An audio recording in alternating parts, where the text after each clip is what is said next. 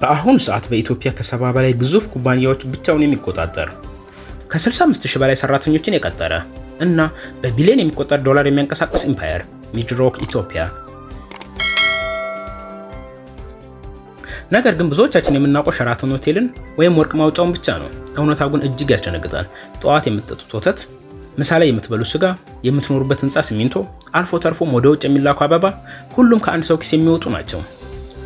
ይህ የኢትዮጵያ የሞኖፖል ጌም ነው።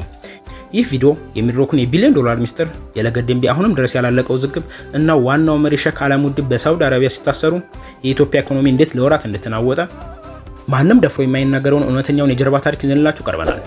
ይከታተሉ። በ1990ዎቹ መጀመሪያ ደርግ ሲወርቅ የኢትዮጵያ ካፒታሊዝም ገና ዜሮ ላይ ነበር። መንግስት የነበሩትን የመንግስት ተቋማት ወደ ግል ይዞታ ለማዛወር ፕራይቬታይዜሽን ጨረታ ሲወጣ ሜዳው ሙሉ በሙሉ ባዶ ነበር። ልክ በዚህ ሰዓት ነው ሼክ መሐመድ አላሙዲ በወቅቱ ማንም ሊደፍር ያልቻለውን የመጀመሪያውን የ100 ሚሊዮን ዶላር ካፒታል ይዘው ወደ ጨረታ የገቡት። ሰዎች በጦርነት በደከመች ሀገር ውስጥ ገንዘብ ማፍሰስ እብደት ነው ሲሉ፣ እርሳቸው ግን ፈርስት ሙቨር አድቫንቴጅ የተባለውን የቢዝነስ ህግ ተጠቀሙ። በአጭር ጊዜ ውስጥ ከ70 በላይ የነበረው የመንግስት የቆዳ፣ የሲሚንቶ፣ የግብርናና የኮንስትራክሽን ድርጅቶችን በቢሊዮን ብር ጨረታዎች በአንድ ጊዜ ጠቅልለው ገዟቸው። ማንም ሳይነቃ የወደፊቱን የኢትዮጵያ ኢኮኖሚ ቁልፎች አስቀድመው በእጃቸው አስገቡ። ወደ ማዕድኑ ዘርፍ ስንመጣ ቁጥሮች ሰቅጣጭ ናቸው። ሚድሮክ ጎልድ በኦሮሚያ ክልል ከሚገኝ የለገደምቢ ማዕድን ብቻ በአመት በአማካይ ከ3500 እስከ 4000 ኪሎ ግራም ንጹህ ወርቅ ያመርታል። ይህም ለሀገሪቱ በ100 ሚሊዮን ዶላር የሚገመት የውጭ ምንዛሪ ያስገኛል። ነገር ግን ይህ ወርቅ ማሽን ውስብስብና አከራካሪ ታሪክ አለው።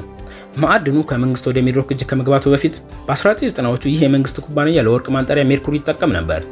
ሚድሮክ በ1997 ማዕድኑን ሲረከብ ወደ ሳይናይድ ቢቀይረውም ችግሩ ግን አላበቀም። ነፃ ተመራማሪዎች ባደረጉት ምርመራ በአካባቢው ውሃና አፈር ውስጥ አደገኛ የሆነ የሜርኩሪና የሳይናይድ መጠን አግኝተዋል። አንድ ኦዲት ደግሞ 100 ኪሎ ግራም ሜርኩሪ የያዘ በርሜል ጠፍቶ አግኝተዋል። ኦዲተሮች ወደ ማከማቻ ቦታው እንዳይገቡ ተከልክለው ነበር።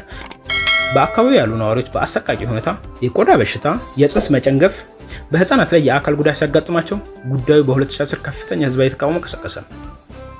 መንግስት የሚድሮክ ጎልድን የንግድ ፍቃድ አገደ። ችግሩ እስኪፈታ ድረስ ማዕድኑ ዳግም እንደማይከፈት ቃል ገባ። ትልቅ ድንጋጤ የፈጠረው ግን እዚህ ጋ ነው። የማዕድኑ ችግር ሙሉ በሙሉ ሳይፈታ በ2013 ያለ ምንም ይፋ ማስታወቂያ በጸጥታ ሚድሮክ ጎልድ ዳግም ስራ ጀመረ።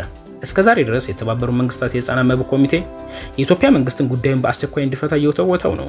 ይህ ማለት የለገደምቢ ታሪክ ገና ያላለቀ፣ አሁን በቀጥታ እየተከናወነ ያለ ትልቅ ሚስጥር ነው። በ1990 የተመረቀው ሸራተን አዲስ በወቅቱ በከፍተኛ ወጪ የተገነባ ግዙፍ ፕሮጀክት ነበር። ሆቴሉ 293 የቅንጦት ክፍሎችና ቪላዎች አሉት።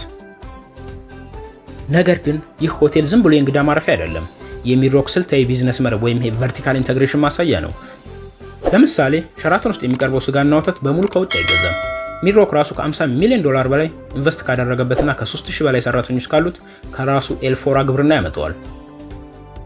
ሆቴሉን የገነባው የራሱ የሚድሮክ ኮንስትራክሽን ነው። ሲሚንቶ የመጣው ራሱ ድርሻ ካለው ደርባ ሲሚንቶ ነው።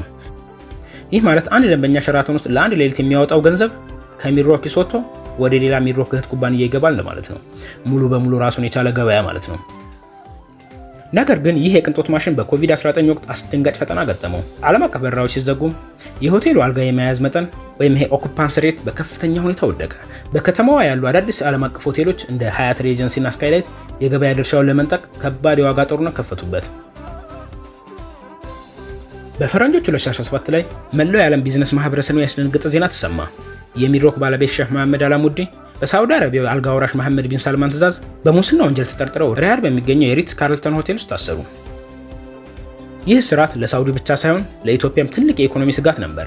ምክንያቱም የሀገሪቱ ትልቁ የግል አሰሪ ተቋም መሪ መታሰራቸው በሚድሮክ ስር ያሉ የ65000 ሰራተኞች ዕጣ ፈንታና የቢሊዮን ዶላር ኢንቨስትመንቶች በአንድ ጀንበር እንዲቀዘቅዙ አደረገ።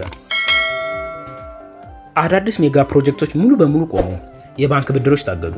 ከዚያም ባልተጠበቀ ሁኔታ በጥቅምት 2018 አላሙዲ ገና በስር ላይ ያለ የኢትዮጵያ መንግስት በአዲስ አበባ የነበሩትን አንዳንድ የመሬት ይዞታዎች ከሚድሮክ እና ከሌሎች ባለሀብቶች ላይ ነጠቀ።